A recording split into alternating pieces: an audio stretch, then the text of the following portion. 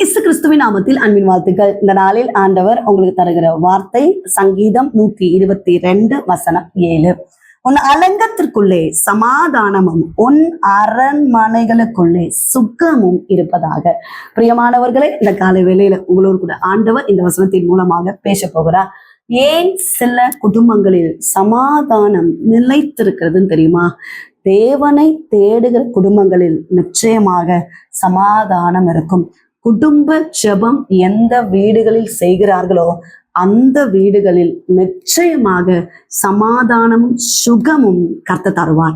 பிரியமானவர்களே, எருசலேமை சுற்றிலும் அலங்கம் இருக்குமா? அந்த அலங்கத்தில் 12 வாசல்கள் உண்டு.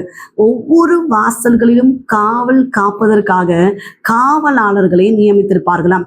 எதிரி உள்ள வரக்கூடாது, உள்ள இருக்கிறவங்களும் பத்திரமா போகணும்.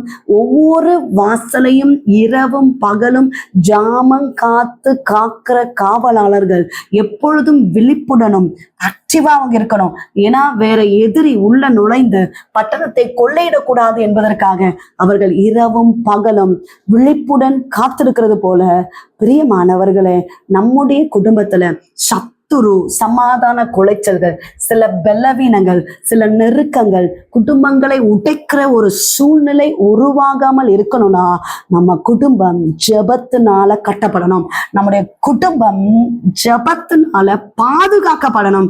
எந்த அளவிற்கு நம்ம ஜெபிக்கிறோமோ, எந்த அளவிற்கு குடும்பமாய் தேவ சமூகத்துல காத்திருக்கிறோமோ, அந்த குடும்பத்தின் சமாதானம் பெரிதா இருக்கும். அந்த குடும்பத்துல சுகம் இருக்கும்.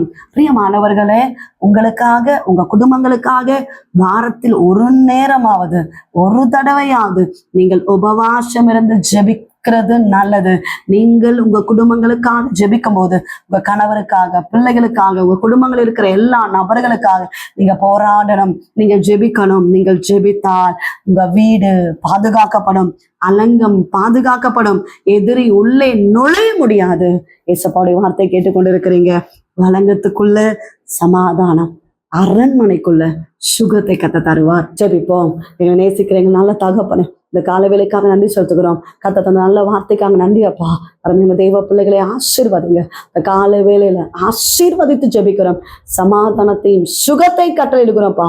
குடும்பங்கள்ல சுகம் உண்டாகட்டும், சமாதான குறைவுகள் மாறட்டும், பலவீனங்கள் மாறட்டும். கர்த்தர் அற்புதத்தை செய்கிறபடியினால ஸ்தோத்திரம். இந்த நாள் முழுவதும் கர்த்தர் தாங்கி நடத்துவீராக. செய்கிற வேலைகள், வியாபாரங்கள், தொழில்களை ஆசீர்வதிங்கப்பா.